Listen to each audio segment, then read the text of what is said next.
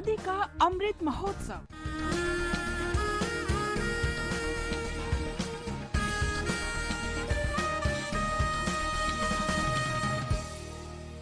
आजादी का सफर आकाशवाणी के साथ एक राष्ट्र का उदय। भारत का गौरवशाली स्वतंत्रता संग्राम आधुनिक विश्व के अब तक के सबसे बड़े संघर्षों में से एक है। आकाशवाणी समाचार आपके लिए प्रतिदिन इस संग्राम की एक झलक लेकर आता है। मिसु मोरो देह ए देश माटी रे, देशवासी चली जान्तु पीठी रे। आज की कड़ी में हम याद कर रहे हैं उड़िया समाज सुधारक उत्कल मणि गोपाबंधु दास को, जिनका 17 जून 1928 को निधन हुआ था। उनका अस्पृश्यता के खिलाफ धर्मयुद्ध, विधवा पुनर्विवाह का समर्थन, साक्षरता, विशेष रूप से व्यावसायिक प्रशिक्षण के लिए अभियान और सबसे बढ़कर गरीबों तथा निराश्रितों के लिए उनकी करुणा ने उन्हें अमर कर दिया। मो भाई भौणी हे उत्कलवासी, स्वराज्य साधने न उदासी, जे दीक्षारे थरे करिछ विश्वास, न छाड़ता थीबा जाएटी निश्वास, स्वराज्य मानव जन्म अधिकार, यह बिने देश हुए छारखार, मिसु मोर देह।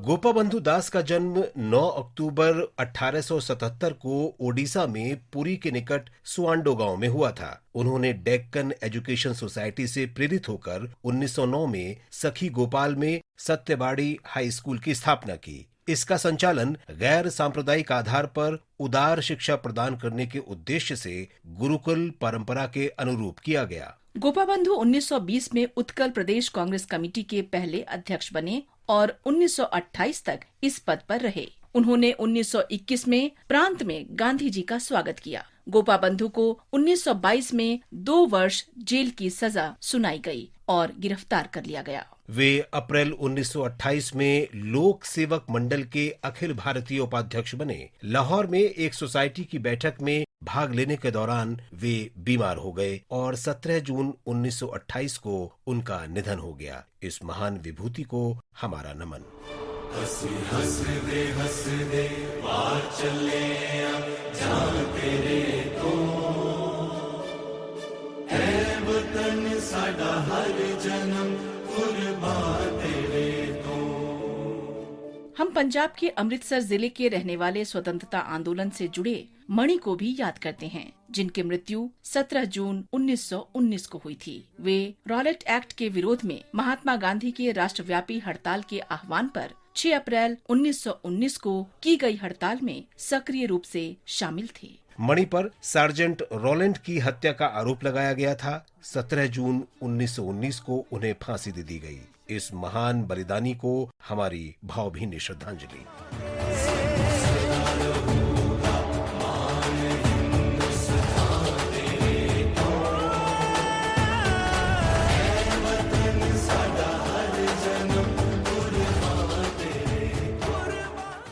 हम मध्य प्रदेश के जबलपुर की रहने वाली स्वतंत्रता सेनानी प्रभावती नामदेव को भी याद करते हैं। उन्होंने अप्रैल 1932 में सविनय अवज्ञा आंदोलन में भाग लिया और कई अन्य महिलाओं को इसमें शामिल होने के लिए प्रेरित किया। उन्हें गिरफ्तार कर जबलपुर जिला जेल में बंद कर दिया गया और वहां दी गई यातनाओं के कारण 17 जून 1932 को उनकी जेल में ही मृत्यु हो गई। देश की इस बहादुर बेटी को हमारा नमन। भाग भाग रे भाग फिरंगी, झांसी की रानी आई है, भाल तिलक और हाथ खड़क, दुर्गा है काली माई है। आज हम रानी लक्ष्मीबाई की निकट सहयोगी मुंदरा को भी याद कर रहे हैं। उत्तर प्रदेश में झांसी की निवासी मुंदरा 1857 में भारतीय स्वतंत्रता के पहले संग्राम में शामिल हुई और रानी लक्ष्मीबाई की कमान में अंग्रेजों के खिलाफ लड़ाई लड़ी। उन्होंने झांसी और इसके आसपास के क्षेत्रों जैसे कुंच, कालपी और ग्वालियर से अंग्रेजों को खदेड़ने की कार्रवाइयों में भाग लिया। हालांकि अंग्रेजों ने पलटवार किया और 1858 में झांसी पहुंचे। मुंद्रा ने ग्वालियर में अंग्रेजों के खिलाफ लड़ते हुए अपने प्राण न्यौछावर कर दिए और 17 जून 1858 को ग्वालियर में उनका अंतिम संस्कार कर दिया गया। धरती की इस वीरांगना को हमारा नमन। आरंभ है प्रचंड बोल मस्तकों के झुंड, आज जंग की घड़ी की तुम गुहार दो। आज हम शहीद अता मोहम्मद को भी याद कर रहे हैं, जिन्होंने 1857 में स्वतंत्रता के पहले संग्राम में भाग लिया था। एक झड़प के दौरान कंपनी के सैनिकों ने उन्हें पकड़ लिया और ब्रिटिश अधिकारियों के खिलाफ विद्रोह करने के लिए उन पर मुकदमा चलाया गया। अता मोहम्मद को 1857 में आजीवन कारावास की सजा सुनाई गई। 17 जून 1858 को सेल्युलर जेल में उनकी मृत्यु हो गई। देश के इस वीर सपूत को हमारा सलाम।